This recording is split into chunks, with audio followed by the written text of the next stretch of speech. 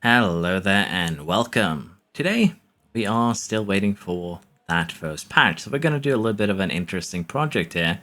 We're going to try and see if we can get Sophia Flörsch a championship title, and we're going to see how long it's going to take us. My bet is on season 3, but we'll have to wait and see. And then we're going to redo this after the patch that has fixed AI development comes into play, and then we'll see if just how effective that patch actually is at making the AI more competitive. In this case, we have also made a all-female, staff and drivers. Staff a little bit on the better side because honestly, the generator didn't cooperate with me, but we did find another young female second driver that is similarly rated as Flörsch, but we are definitely going to try and get her the championship title and maybe have Taniguchi here play second fiddle or, Minister of Defense, if you will. But this is going to be a fun little challenge. We are going to be focusing on simming, and I'm probably also going to have a few tips here on how you can survive your first season, particularly when you have a couple of drivers that aren't, perfect. Now, because of the fact that we do have drivers that aren't perfect to begin with, we are going to stick with Mercedes. It's just the better choice for engine durability, and again, I would recommend this for everyone to just pick Mercedes over the course of your first season, because you can actually save so much money from not having to buy extra powertrain components. But with that said, let's just jump straight in here and see what we can do with this team. So here we are with our team ready, and as you can see, the mentality is mostly negative. We have gotten a decent sponsor package, we got 21 million paid out, and we've also gotten development started here, designing some new car pieces, and I'm very curious to see how the development here is going to go, because she's unhappy with other staff, she's unhappy with car performance, facilities, basically everything except the salary, which isn't, really a lot to brag about.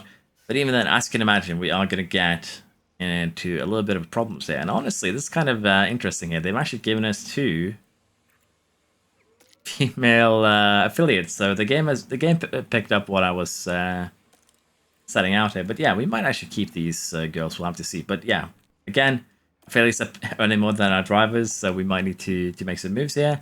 But we'll have to see if we can actually manage this mentality in a way where that we doesn't crash out in the first 3 races, and that's going to be really, really important. After simming our first race here, we do actually survive. Both of our cars do, 2 and 3 laps down, which is not great, but let's be honest, it's acceptable. Ocon crashed out, which is actually going to give us a little bit more extra money, so that is good, but decent enough start here for our drivers. They both survived, we get some money, everything is good. Now, of course, this is probably not going to be the story for the remainder of the season. We still need to develop the car and try and snatch a point or so. Our goal here to survive is going to, finish 9th or above. We're going to have to get the board happy probably a little bit fast, and the best way we can actually sort that out is by just performing well, but we're going to have to develop the car for that. So let's get a few more components on and see if we can get a little bit closer to scoring some points. Unsurprisingly, Jeddah is where we have our first DNF from Taniguchi, so let us see just how bad it actually is. I did also have a bad pit stop to add insult to injury, but Jeddah is basically, a high-risk circuit, so it's not too surprising that we did have a crash here.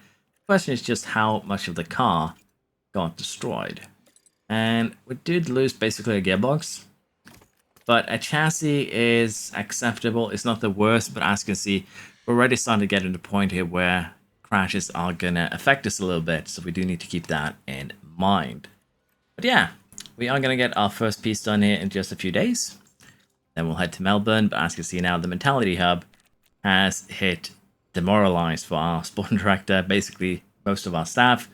And if we take a look at this, they are unhappy with the fact that we had a driver retire from the race.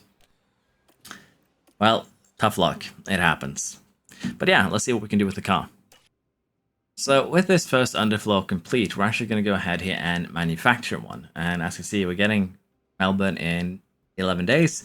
So we're actually going to go ahead and allow ourselves to rush 2 of them. This should allow us to at least secure a couple of better positions, maybe. Hopefully our drivers won't crash. The goal here is basically to have this pay off. We're paying 400,000 extra, which is kind of huge this early.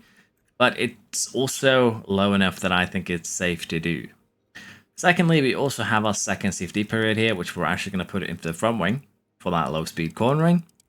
So we're going to go ahead and get that done immediately. And this is basically the only other piece of the car that we are going to be using a two-sided development cycle on, where we first make a safety part and then we're going to make another. So only the underfloor and the front wing is going to get 2 design cycles. Everything else is just going to get the one, if you will. So for the front wing here, it's going to be very, very simple. We go full low speed, we go to full airflow, do 2 ticks. That way we have a little bit of survivability. That way we won't have to switch it every race, rather than doing this where it's 1 to 2.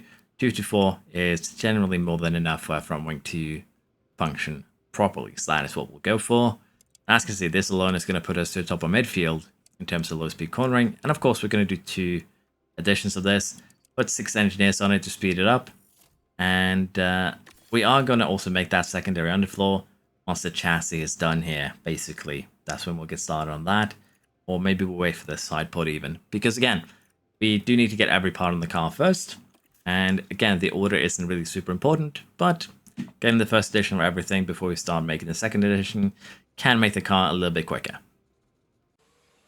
By the time we reached Miami, we've had a pretty bad start to the season with, well, not only did Hinaguchi have a crash, but she's also developed a fault in the gearbox. So we're going to be switching out most likely the gearbox and maybe even the engine this race weekend. But to make matters worse, Flörsch hasn't really crashed yet, but has a minor issue on the ERS and the gearbox, meaning that she too is already incredibly slow, just not from the stats, not from the car, but also from the minor fault. So we have a little bit of a problem there.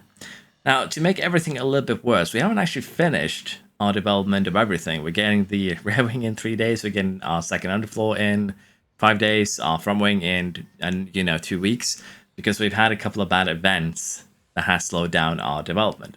However, we have got the chassis in both cars. We now also have a new front wing, which is actually kind of key around here.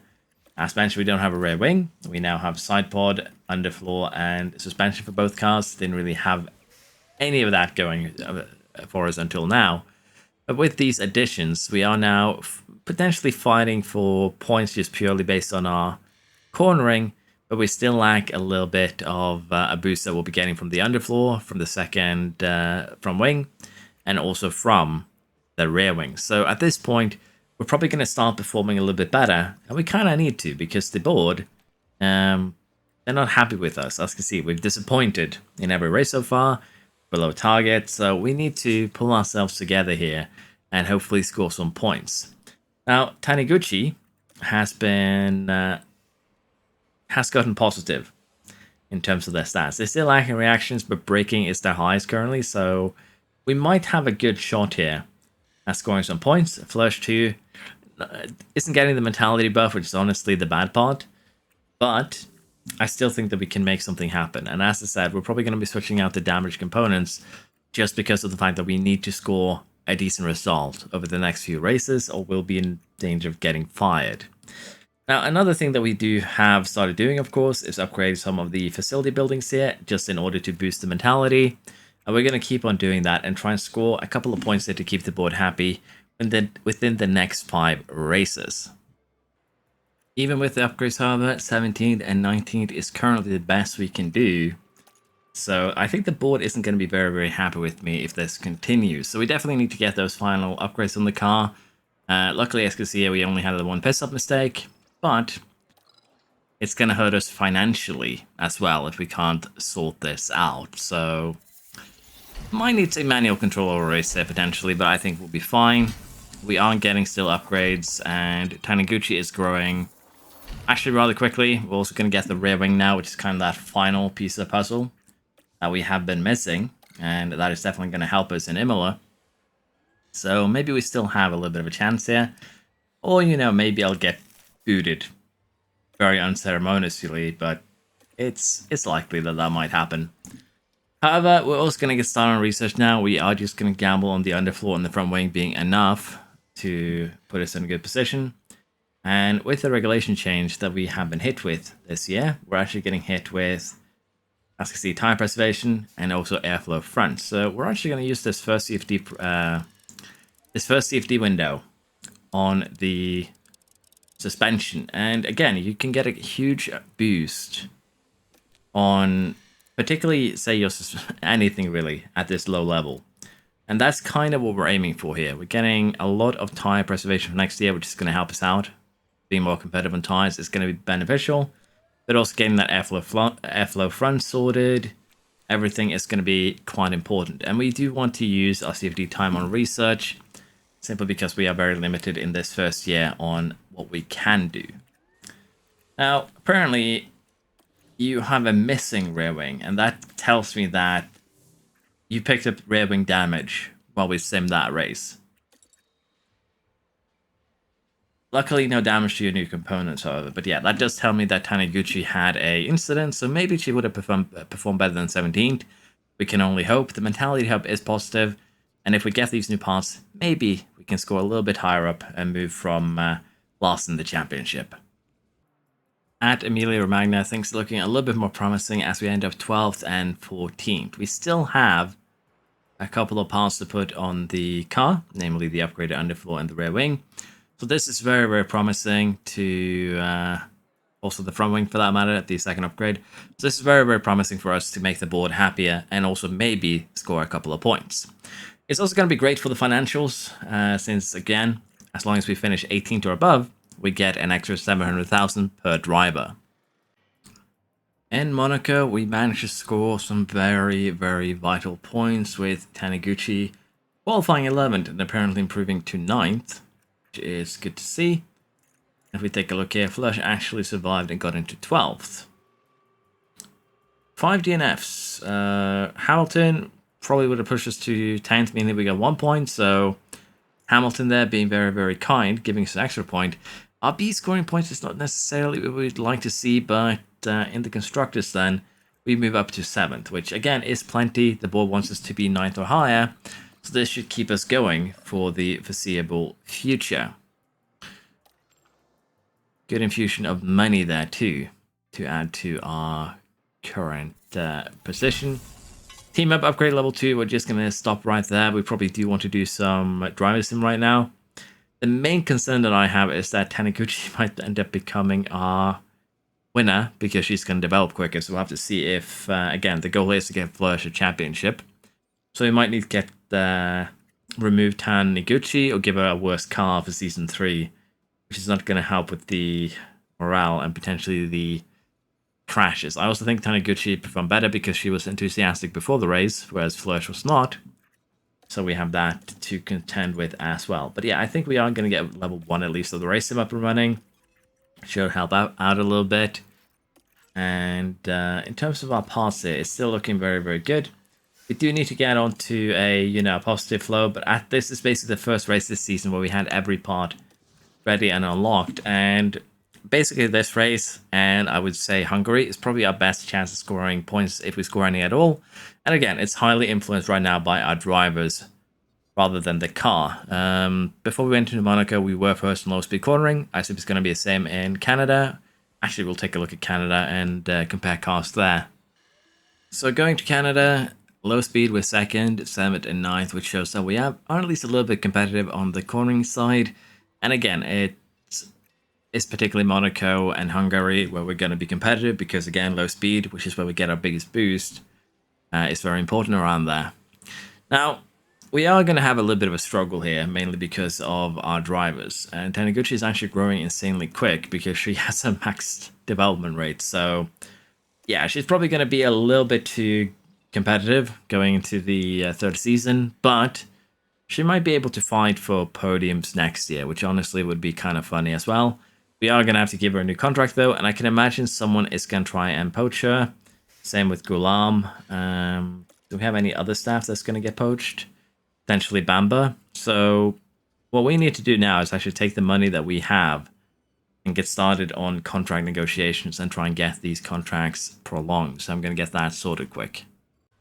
So we've had Flörsch basically third crash of the season. She still finished, I believe, pretty well in the sense that I didn't think an incident had happened. If we check the results here, I believe we can check it here. There is one way to check the results, but I don't remember exactly where it is. Yeah, but there we go, previous results. So she ended up 17th. But, as you can see, she's definitely had an incident because that is when it says missing instead of, you know, just a regular broken. So Flörsch has had a little bit of a smaller crash. And I think this is the fourth, like, smaller crash of the season. So it's not coming as a big surprise, but I think we're a little bit lucky at the current moment here that we haven't had any super big crashes. We've had one fairly decent-sized crash with Taniguchi, but that wasn't too bad. Now, we're currently in the second CFD period here, and I think what we're going to do is do front wing, and then probably rear wing, and then maybe side pod with the final CFD period, because we have used one on the suspension because we're getting hit with tire preservation or cooling, which is why I want to use one on the side pod, and we're also getting hit with airflow. So getting both of these stats up would be beneficial in certain ways, and already you can see here 66, 23, 11, 3 on tire preservation. I don't know if it's actually worth investing into it here, 3% versus that gain in low speed. So we'll do it like this, and no need to focus on anything else. High speed could be potentially decent enough, but this will actually just work out just fine for us. So we'll do that. Now, currently we're not running any extra research projects because the way that financials work in your first season is that you don't have a lot of it. So I'm basically waiting until we get to October, November, and December before we start doing anything with research projects, just so that we're on the safe side if we have a crash. We are, however, of course, going to be using our safety period. So let's see how this first season goes. Hopefully we have no more bad incidents with damage. So Flörsch has just picked up her first TNF in a weird way. No lap time. So I assume this happened on the first lap. And the question now is just how much damage did we suffer? Are we going to need to buy extra parts? It is kind of a weird one though, so let's just take a look at the car itself. Rear wing and side pod, which I guess kind of hints towards being rear-ended, but yeah, we might need to buy an extra ERS by the end of this year. It's going to suck a little bit, but it'll be fine. But yeah, the fact that we're missing rear wing and side pod does kind of hint towards that being the part of the car that got hit. So most likely got rear-ended, unless of course we spun out and, you know, crashed. But who knows? Luckily, it doesn't seem to be super bad. So our third out of 4 CFD periods this year, and I'm going to go ahead and invest in the engine cooling aspect of the side pod. It's not going to give us a lot in terms of the other stats here, but the cooling alone is going to be fairly huge, so we're going to do that as it is kind of helpful at this point. I'm also going to go ahead and do a project here for the underfloor. It's not going to give us any tremendous boost, as you can see, but it's a little bit extra cornering for next year. And honestly, at this point, you can kind of start doing a little bit extra research if you want to. Financially, we might still want to slow down a little bit. We have picked up a error on the engine of Taniguchi, so yeah, it's not Taniguchi, sorry. So it's not looking great. Let's see what we can do with it, though. So here we are at the end of the year. Sophia with what I think is her best finish, 12th. Taniguchi ends up 16th. And in total here, 14th and 17th altogether. We score 5 points by the help of Taniguchi. And in the constructors, we end up 8th, a couple of points ahead of Haas. But more than good enough that our board should hopefully not fire us here. Also, Taniguchi has had some insane growth, honestly, this year, I dare say. Similar to Antonelli, honestly, at that point. Gone up to... thought she actually leveled up there. Gone up to 68, and we're going to keep her at least next year, and maybe even the third season too. But we'll have to see. We're probably going to have to switch her around for third season, simply because she'll be too good to have Flörsch complete her title challenge, so to speak. Now, in terms of our finances here, we have 4 million remaining on the cost cap, which means that I've been a little bit too careful. We could have done a little bit more research, but honestly, it's not a huge deal.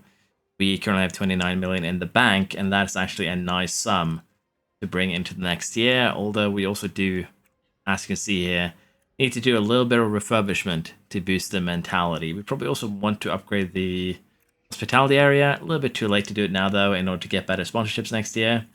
But that is on me. Now, other than that, we can take a quick look at the standings here. And Taniguchi only DNF'd once. Flörsch DNF'd 2 times, so we were quite lucky with that. But there was plenty of races this year where one or even both of the drivers came back with missing parts, which kind of do hint that we did have some issues. But DNF-wise, we've probably been very, very lucky. Now, with that said, we are going to take a look at research and then head into the second season. So, let's talk about next year. Regulation-wise, the season price share here, we're going to most likely benefit from this one. It doesn't take effect for this season, it's next season. And we also got the minor technical one. There was another regulation that was less engines, but it got voted down, thankfully. So that was quite good. Now, let's take a look at what the car's going to look like going into the preseason and how we're going to be preparing for the second year here. And I think we're just going to stick with Mercedes engines. It basically saves you a lot of money for losing a little bit of performance. That's the way that I look at it. So we're going to go for that. And the new season objective is 8th or above, which is basically what we did this year. So that should be perfectly straightforward. We also actually saved up enough money here that we are going with a positive balance into the second year, which should help with board confidence. And in terms of research, we've done a very good job here on the suspension, particularly on tire preservation and airflow front. Underfloor, we're losing out a little bit on the airflow sensitivity, which isn't, something I prioritize. And in terms of the side pods there, we have actually beaten everything there too. We did invest a CFD period into it, which gave us a lot of cooling, which should help keeping parts functional for longer. Rear wing, a lot more cornering and drag reduction, should help out with the speeds and cornering. That's redundant, but yeah, basically should help out with that, with everything. Front wing, tire preservation boost, we are losing some airflow sensitivity. We barely beat the airflow front, but that too will get a little bit of a boost. And as you can see, we actually lost out a little bit on the chassis. But that's just due to how we did our CFD periods. And we're going to be doing a little bit better this next year. Now, other than that, there isn't really any big changes. And we're going to be sticking with Mercedes because, well, again, durability is quite important. And it's a important financial aspect to manage this year. Now, mentality-wise, we're looking better. There's less complaints about the staff and everything else, which is good to see. On the other hand, car performance drivers are the staff.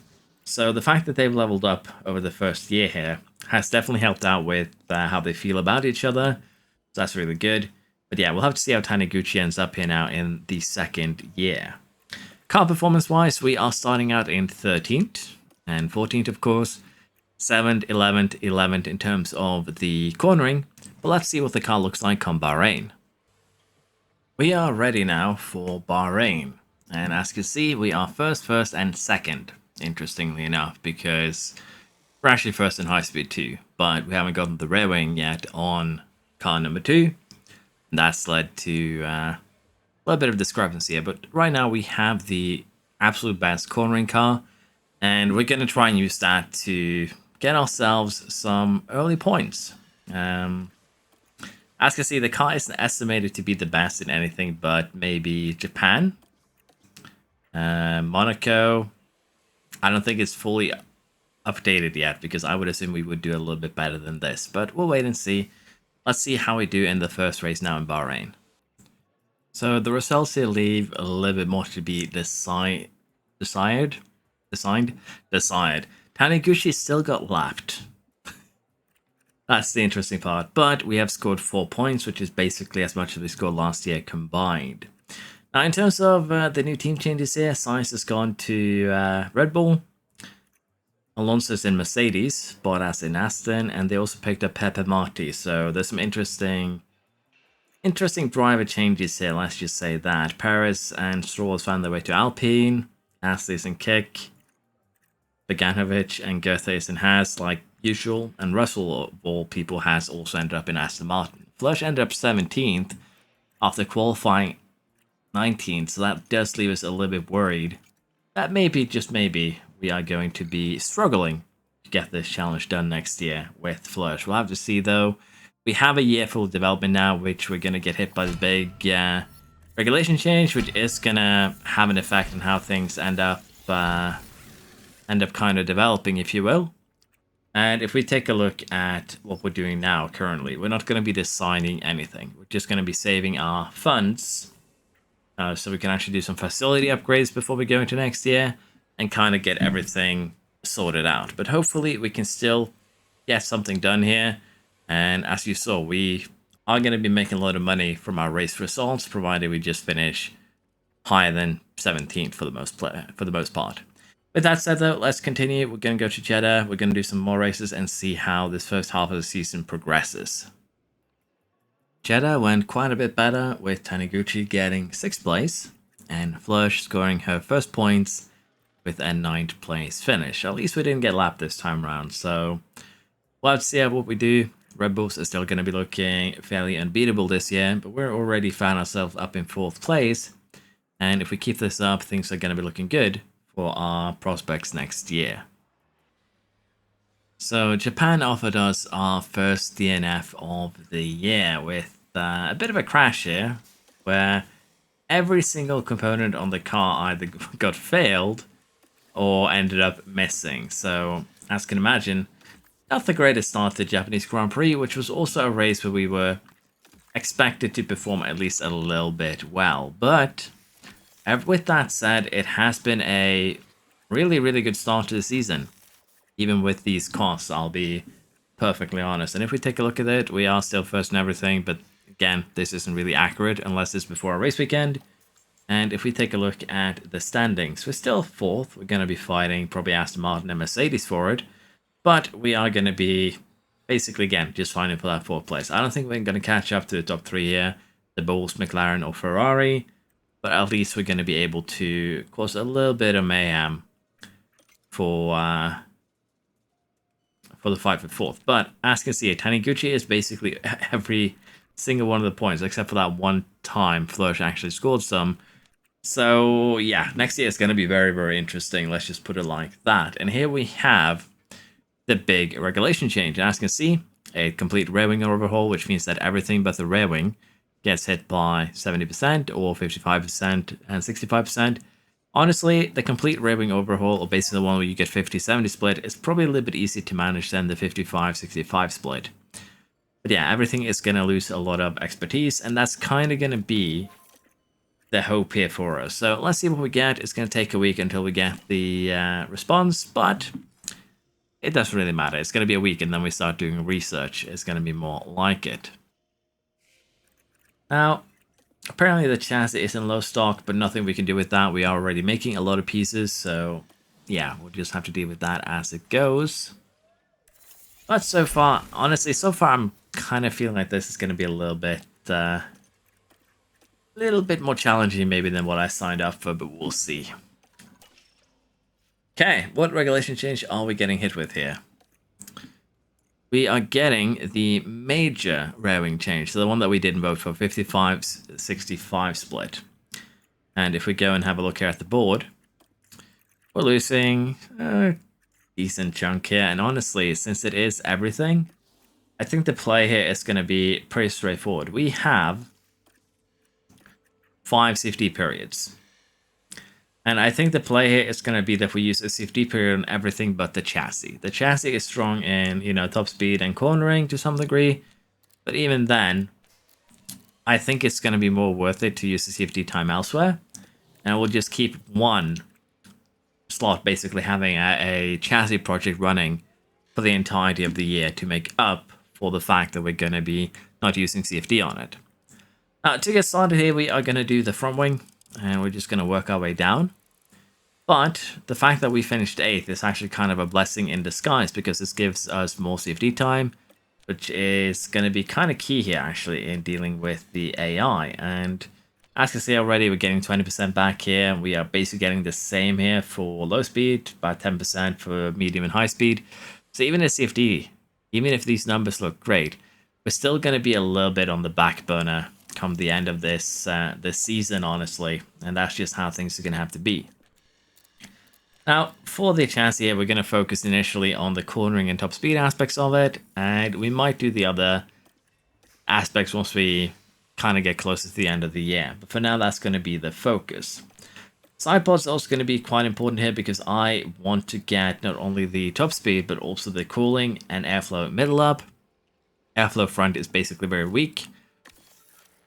And lastly here, we are going to start working on the underfloor, which is quite important for mainly high-speed cornering now. It used to be important for every type of cornering, but now the high speed is one that you kind of get the most out of. But we're going to be focusing on everything but airflow sensitivity. And the suspension is also going to be quite important because of its tire preservation stats. So we have a lot of work here to do this year in terms of research, but I think it will go our way. Hopefully Taniguchi can keep us afloat. And then we'll have to see what we can do with Flörsch next year. I guess all that luck we had the first season has come back to bite us as China offers us a double DNF. That's bad for the financials for two reasons. We need to get new parts, but also we don't get the benefit there as both staff and driver levels up. So let's see here. Powertrain, not too bad. A little bit worse. So definitely Taniguchi got hit harder on the powertrain side of things. And we might actually be lacking components now to go into the next race weekend here. We definitely need to start manufacturing a little bit more. But I think we're on the safe side. Particularly early season, you are going to be struggling with having just about enough components, but yeah, that's basically where we are right now. We're struggling to have just about enough components. So let's get started with manufacturing the things that we need before we head into Miami. But at least we didn't get any, massively destruction there for our cars. At the halfway point of finish, at the halfway point of the season, the second season, Jesus, sorry about that, had a bit of a stroke. Second season halfway point, we end up 7th with Taniguchi here. And Flörsch end up 19. Generally, she's been floating around the points. I assume there's an issue with the car, since we haven't DNF'd. But Taniguchi has generally been scoring 7 places for the most part. Constructors, we have fallen down to 50 behind Aston Martin, but that is to be expected. Taniguchi has scored 76 points. Flörsch has scored 7. So you kind of get an idea there of just how different or how important a driver's stats are, and you can already see it in the difference between Taniguchi and Flörsch. Taniguchi is averaging, I think, 74 overall now, 73, and she is performing way better than Flörsch is. So as you can imagine, the driver overall, yeah, went up to 74 now, and apparently I'm getting everything here at once. Driver overall, there's 14 points between them, but you can kind of see already just how different their performance is in the standings. And if you imagine then that we want to have Flörsch trying to fight Verstappen, you kind of get an idea of just how hard of a fight it is. Ahead of her, she has had 3 DNFs though, and generally she is floating around 11th place for the most part. So it is understandable kind of why we are in the position that we are. In terms of research so far, we have done a fair bit of that. The board is also very happy with how we're doing. Disappointed in the double DNF, of course, but we have beat the long-term objective and we were on target for our objectives, so the board is very happy. And in terms of regulation changes, as you can see, we have done a safety period on the front wing. Even so, we've barely gotten halfway to the low speed loss, and we are lacking severely on the other 2 fronts here. And that same thing is true for the rear wing. Basically just halfway here on the medium, and we're lacking severely in everything else as well. But that is genuinely how you are going to have to expect it to go during the big regulation change season. So that isn't too surprising. What I am tempted to do though, as more of a test than anything else, is to use the last 2 CFD. We have 5 CFD this year, or sessions. Sections? Periods, that's the word. I'm planning on using 2 of them. We have already used 2 of them on the front and rear wing. We've used 1 on the suspension. That's not finished yet. I'm tempted to just use another set of CFD on the front wing and the rear wing and do chassis, side pod, and underfloor. Just run them basically as permanent research projects till the end of the year. Now, as you see on the chassis, we've actually done some pretty good work compared to where we need to be. But to be fair, we didn't put a lot of work into the chassis last year. And on the side pods, we're seeing something similar where we could potentially make this work in Not the best fashion, but at least in some way. I'm kind of tempted to try that out, but we'll see how far we get with this strategy of researching chassis, mainly for drag reduction and airflow, and the sideboards with kind of the inverse, where we're focusing on mainly the cooling and airflow. And by doing this, I want to see exactly where we end up as we get close to the end of the year.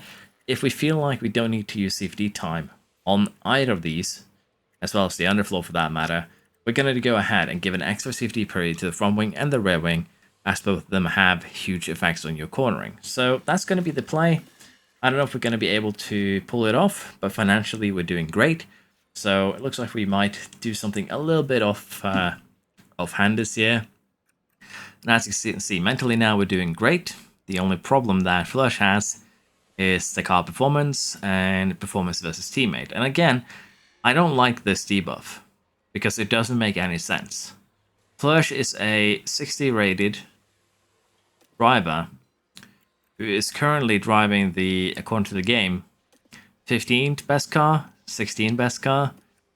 But again, that also doesn't make any sense because, well, let's put it this way. If this is the 15th and 16th best car, why do our drivers always, you know, overdrive them? Let's face it, if it's a 16 rated car and Taniguchi, who's 74 rated, can put it in 7th place consistently, then that rating system needs a little bit of different measurements. It needs to be weighed in a way that the player can actually understand what is, get a little bit better understanding rather, or what makes the car good, if that makes sense. But I'm going to stop my whining here. Let's speed along here till the end of the season, unless we have some massive incidents, and let's see exactly how we do research-wise. Here we are. We have reached the end of the second season. Taniguchi enters 7th, Flörsch 21st, which is not promising for next year, but it has kind of been the team here that Taniguchi has been scoring the points, while Flörsch has not. We end up with 3 DNFs there, 1 for Taniguchi, but just like last year, a bunch of smaller incidents with missing parts. But this is also kind of interesting from a different perspective, and that is pace stats, because both drivers have the exact same car. The only difference is the pace stats. And if we take a look here, even with the mentality boost, Sophia's pace stats barely breach 60 for the most part. She has so much in adaptability, defending, you know, consistency, that she just ends up being consistently slow because of the low starting point of the pace stats and the lack of development. Now for Taniguchi here, it's quite different. Braking, which is generally the most important pace stat, is almost maxed out. High cornering, high reactions, add the accuracy to it, and you basically have a driver that could potentially snatch a podium this season, and it would definitely win the championship next year if left unchecked. So we'll have to see how we want to deal with that, if we give her potentially a stock car and give Flörsch an updated car and see if she can, you know, fight with that. In terms of all our staff here, Inua has been given a new contract, same with Flörsch, and also Liv Johansson. So all of our staff will continue being part of the team here. Verstappen 1, Sainz 2nd, Piastri 3rd. No real surprises here, let's be honest. And in terms of the championship, we ended up 5th, 20 points behind Aston Martin.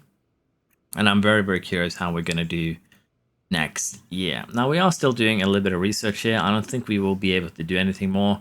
I probably should have managed my engineers a little bit better to make that happen.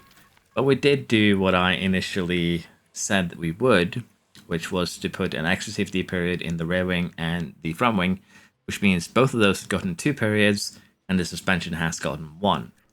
In return, we ended up doing basically just regular research, if you will, for the chassis and the underfloor, suspension, everything. And as you can see, we just don't have time to do more.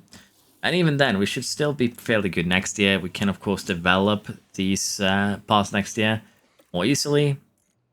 And it's also financially is one of the reasons why I elected to do this, because running an underfloor project 3 times is 3 million, while running a You know, a front wing project 3 times would be, you know, 5.4 million. So it's far more expensive. Hence, we're kind of saving money. Now, we're not really saving money on the cost cap. We have 32 million remaining. The way that we've saved money this year is mainly just due to the fact that we now have 32 million in the bank. That's number one. But we've also been upgrading some facilities. Level 2 design center, car part test center, and suspension sim. Factory has been refurbished. We have gone and gotten Team Hub to the max level. Race sim, there's no point really in maximizing it, honestly, because Flörsch development is so low anyways. We did not refurbish this thing in time, unfortunately. Hospitality center, I don't think we can actually not do it, so we're probably better off just upgrading it to the next level. But as you can imagine, it's going to have a negative effect on our marketability. But yeah, the season has gone well. We have researched well. We'll take a look at the car that we're getting next year compared to the AIs. But I would assume it's going to be very, very strong. And then we'll have to make a decision if we think Flörsch can get the title, or if we might need to try and get go a little bit derailed with Taniguchi. We'll have to see. It's going to be interesting to see next year, but definitely, as I mentioned, the pace stat between our two drivers are just kind of nuts, because 96 braking, for instance, versus 61. 35 discrepancy there, with 17 overall difference, and probably, again, the most important stat just for pace as a whole. However, we're looking good now. Car performance is still, you know, not acceptable for our drivers. It is what it is. But with that said, let's just get prepared for the third season and see if we can get Flörsch that title. So let us get started on the preseason for season 3 here. Now, the board wants us to get 5th, which we got this year actually, so we'll accept. But the main thing here that we're going to be looking into is how we stack up against the rest of the grid. We have a lot of money, so we should be looking good. And in terms of the chassis, as you see, we actually outdeveloped the regulation change without the use of CFD. We're going to lose some cooling, we're going to lose some DRS delta, that is fine. But we got the important stat, the airflow middle, and the drag reduction, same levels as they were before. And even with 2 CFD periods, we were unable to outdevelop the front wing. We're going to lose a little bit of performance here. Airflow front and the low speed, which is kind of what we focus on though, is still at the same level. So it's not too terrible.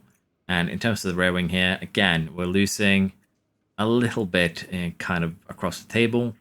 But we've also gotten most of the gains there still. Side pods, lagging a little bit behind, particularly in the cooling. We're going to be losing some going into this next year, which is going to be actually pretty bad. So we do need to fix that. But other than that, it's looking kind of decent. Underfloor, probably the biggest loser, if you will, out of everything. But let's be perfectly honest, we're going to CFD the underfloor first thing next year, which is also kind of why I decided that we're not going to use the CFD period on it initial or to research, because we'll just use it the first period of the 26th season on the underfloor, and that'll fix some of the issues. Now, the suspension is actually gone pretty decent. We lose a little bit of tire preservation, but we keep mostly everything else, except, of course, medium and high-speed cornering. So I think we can be fairly happy with the research that we've done. Usually, you can expect to lose about half of your progress whenever you have a 50% regulation change, because you are limited on your research. But we basically did fairly well in dealing with it. We're still going to stick with Mercedes engines because, again, financially, it's just the safest option. So that is why we are sticking with them.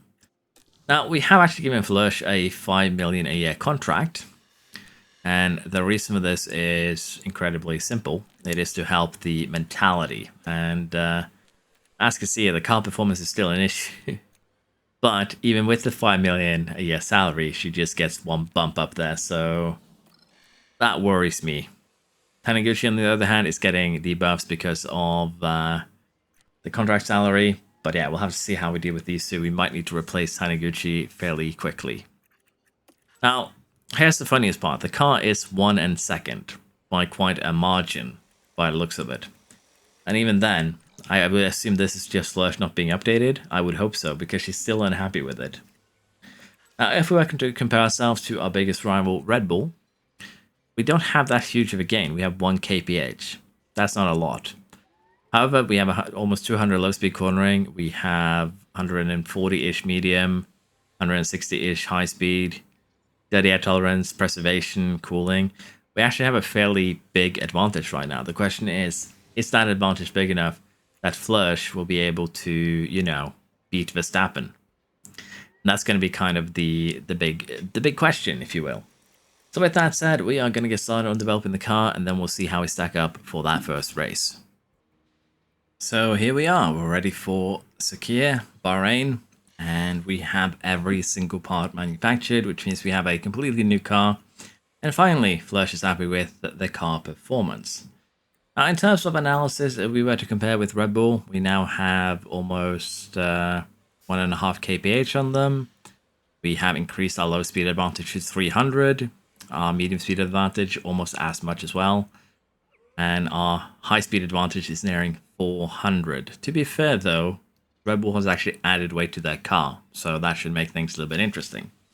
Now, we also have another issue, which is of course the fact that we are going to be fighting our teammate here, Taniguchi, and I'm a little bit unsure how we should set the cars up so that Flörsch actually has a chance of fighting her, or if we should go ahead and let her go and pick up a secondary driver that is also around 60 rated, basically potentially going into our drivers here, our affiliate. Promote Lucas, for instance, could work. And in terms of her stats, she is somewhat similar to Flörsch, with the exception that she has a bunch of cornering, which she's lacking braking and reactions in comparison. So maybe it would be okay. It would be one move that we could do.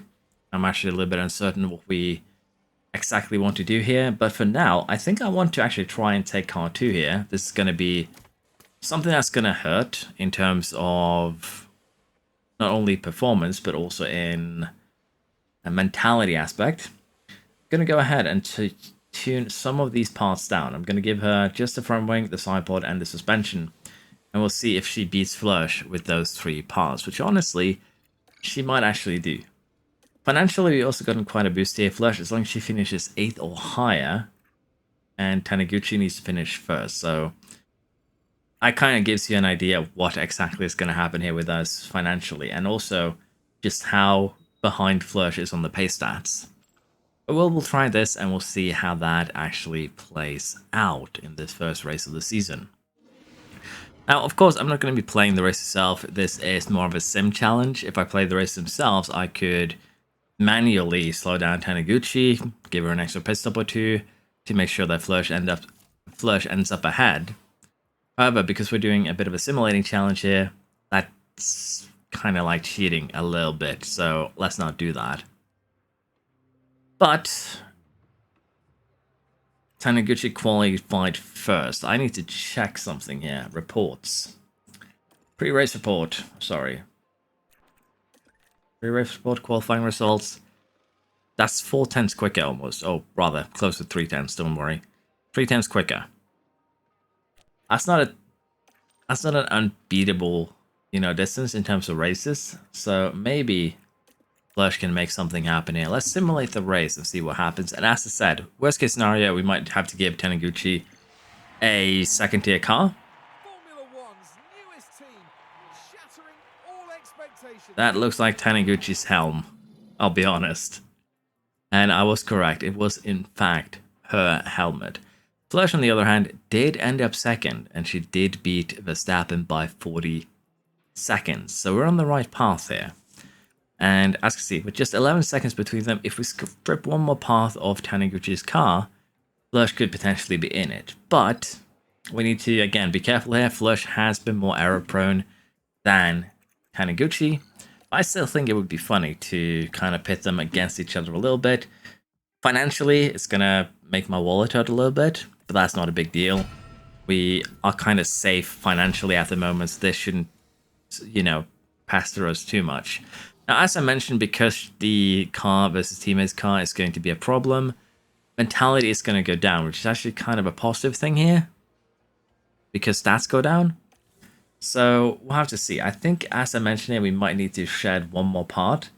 But the main issue that I'm going to have this season is straight up the fact that we need to kind of manage her. We might actually have to make maximum weight designs to give Flörsch a a fighting chance, if you will. Because let's face it, Flörsch is not winning an even fight. The difference between these two is just too big. And over just 2 seasons, Taniguchi, who started around a similar level, has leapfrogged her by almost 20 points. So you can get the idea there.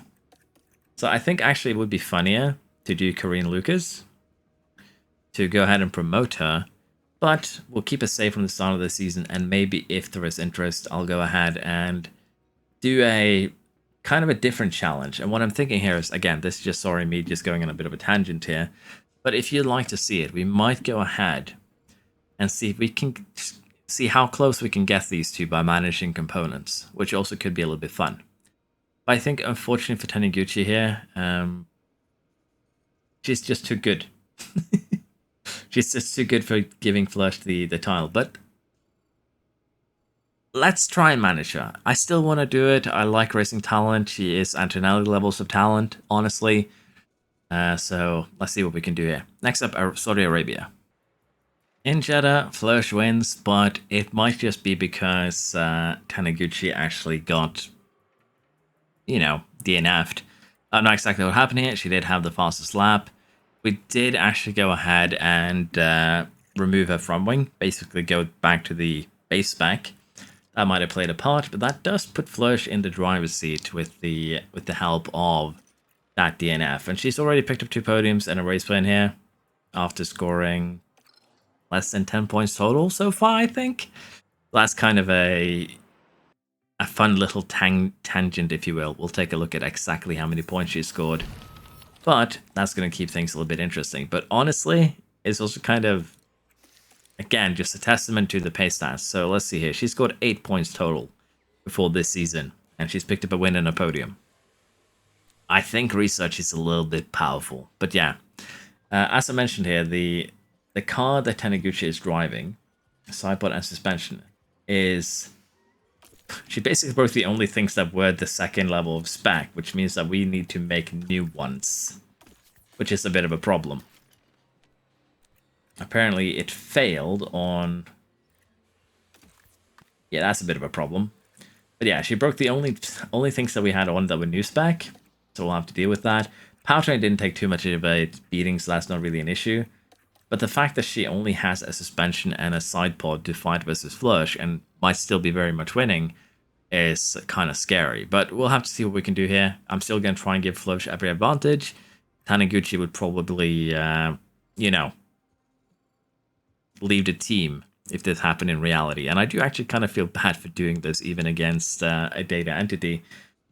But let's see what we can do here. It's going to be an interesting year. So as you can see, we still have a problem with Taniguchi being way quicker than Flörsch or Sophia here.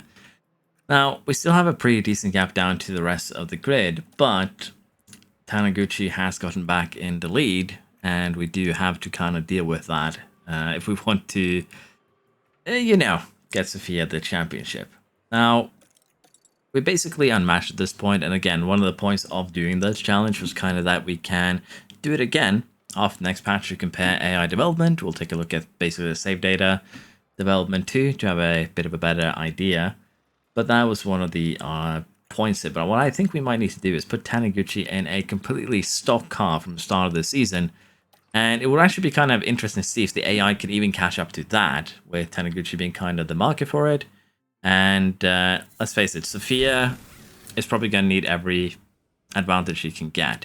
Now, the reason why Taniguchi has become quicker again is, of course, the fact that she has gotten some positives out of her own results, and also the personal standings as well as the constructor standings. So that has boosted her back to enthusiastic and almost maxed braking again. So again, this is one of the reasons why she's so much quicker. And as I mentioned here, I think the only way that we can kind of correct this is to put her back onto the extremely basic suspension, but even that isn't going to slow her down a lot. It's basically just going to slow down the tire preservation aspect a little bit, do some cornering. But at this point, there's not really much else we can do. I still want her to run the upgraded side pods for cooling, but we might have to make just side pods that are only cooling based to give her. Or, again, potentially just move it back down on these, which would lose 10% cooling, which would be bad over the course of the season in terms of new parts. But it honestly might be what we need to do. It would actually be kind of interesting to see if the stock car is good enough to beat Red Bull. And honestly,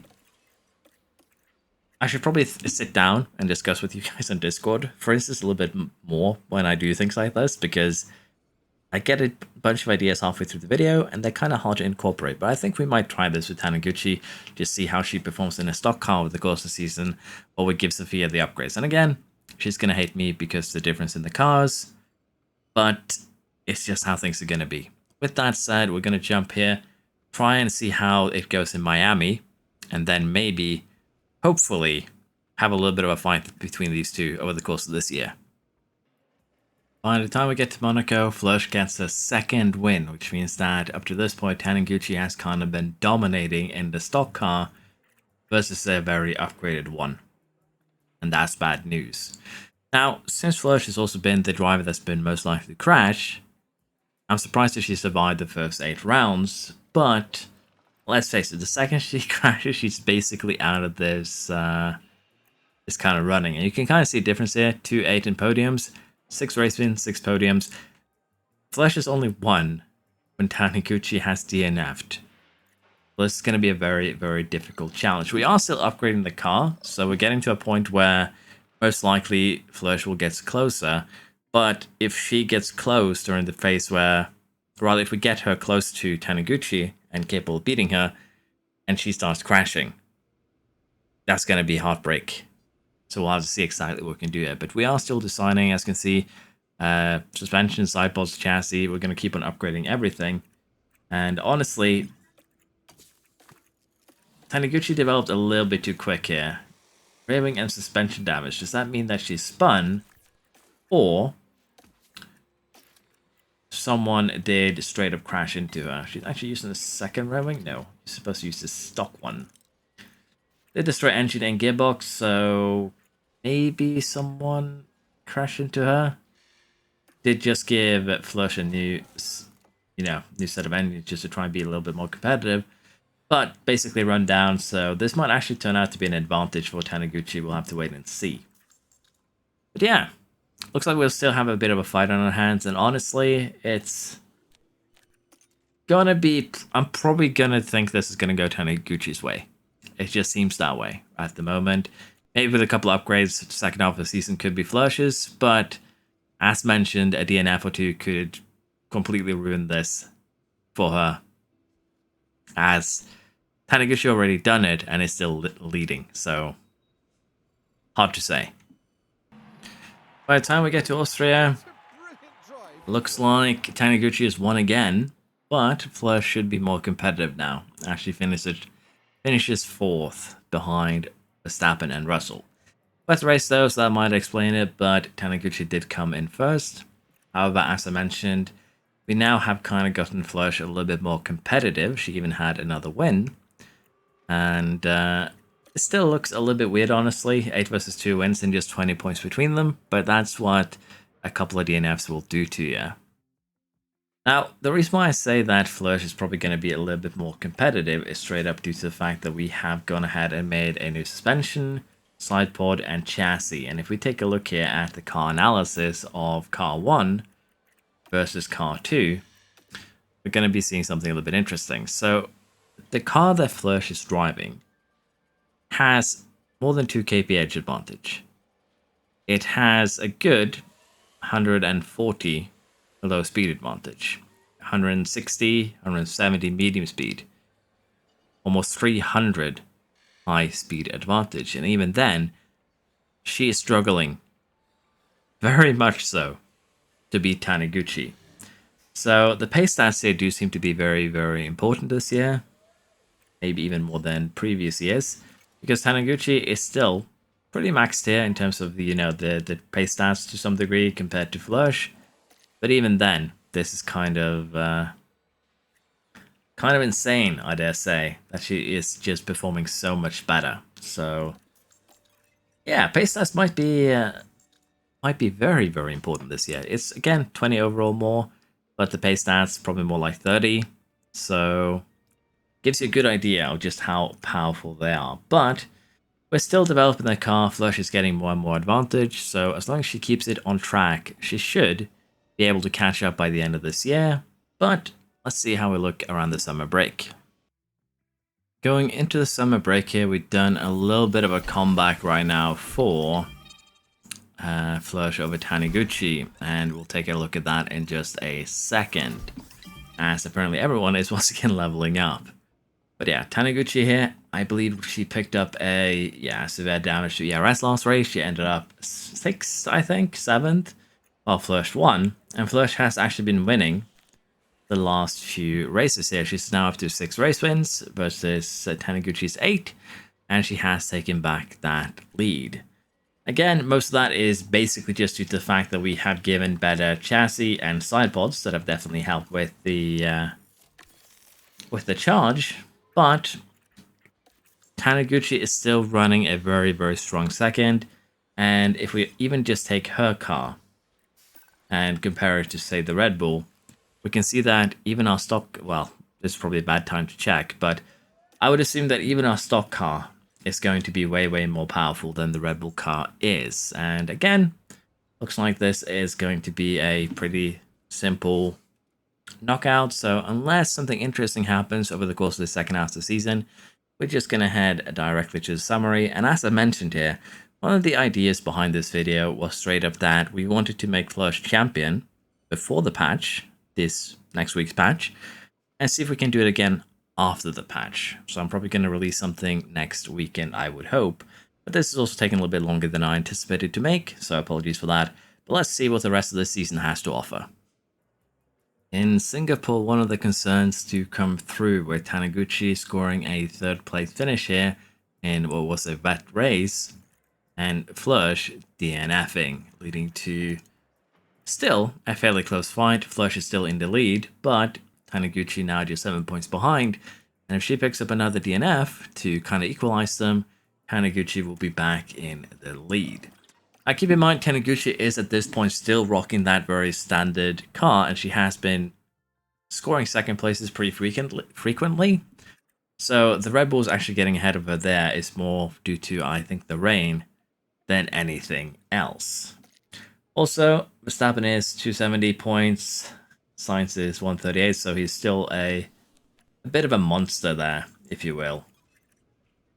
Now, with that said, we are just going to continue here, and we have actually gotten quite a bit of damage here for Flörsch's car, which of course is a bit of a problem, but as you can see, we've made a lot of different chassis this year. A lot of different stuff to keep things somewhat interesting. And yeah, probably do need to make this new underfloor. It's already in progress. Yeah, that crash definitely caused a little bit of a problem here with parts. We're going to be seeing that. Austin is luckily in 25 days, so no huge deal. But yeah, definitely this gearbox issue is one of the reasons why Taniguchi has ended up behind the Red Bulls there getting lapped. So that's probably not going to happen at Coda. We have reached the final race of the season, the Abu Dhabi Grand Prix. However, before we go there, I do want to take a quick look at our car versus the Red Bull car after a year of development.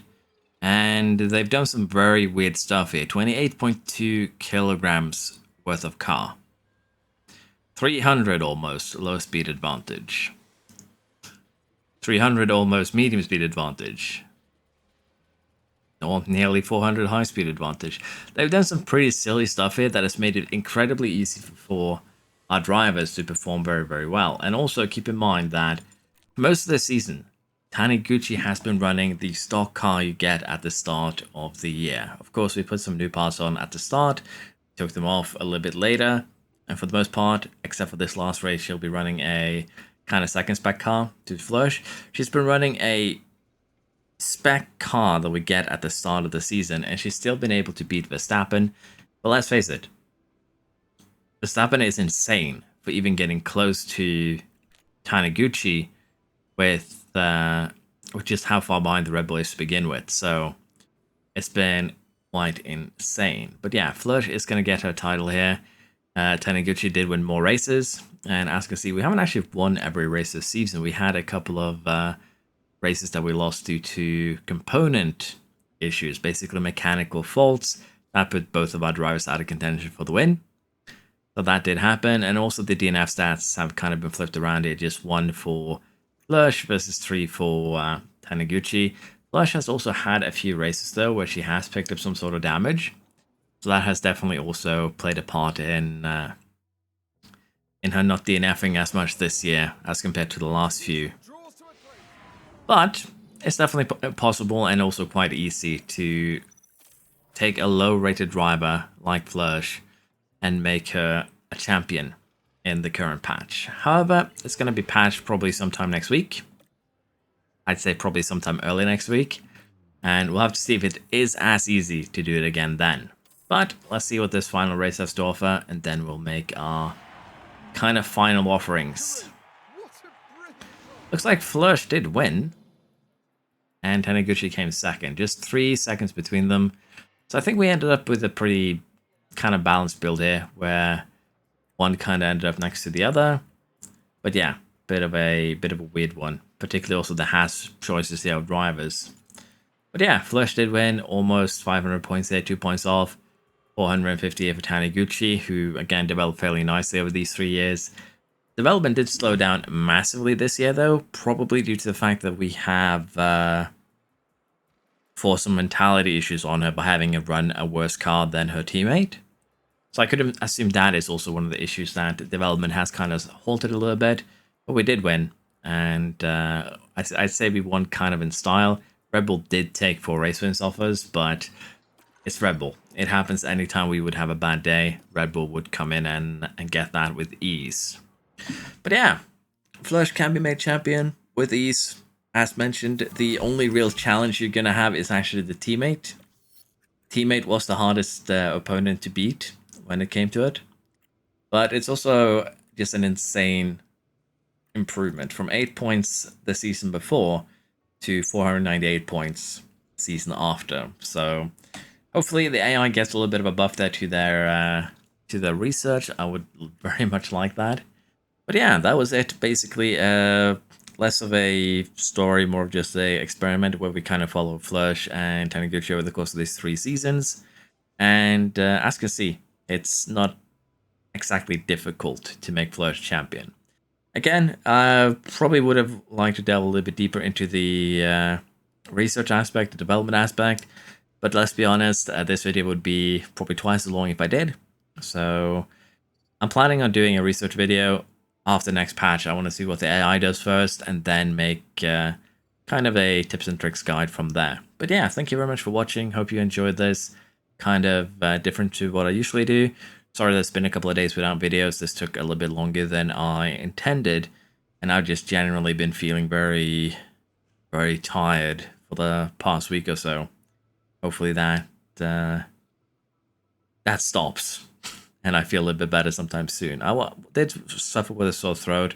It's gone for the most part, but I just feel tired just all around, so I hope it resolves itself. But anyways, again, thank you very much for watching. Hope you enjoy, and I hope to see you next time. Bye bye.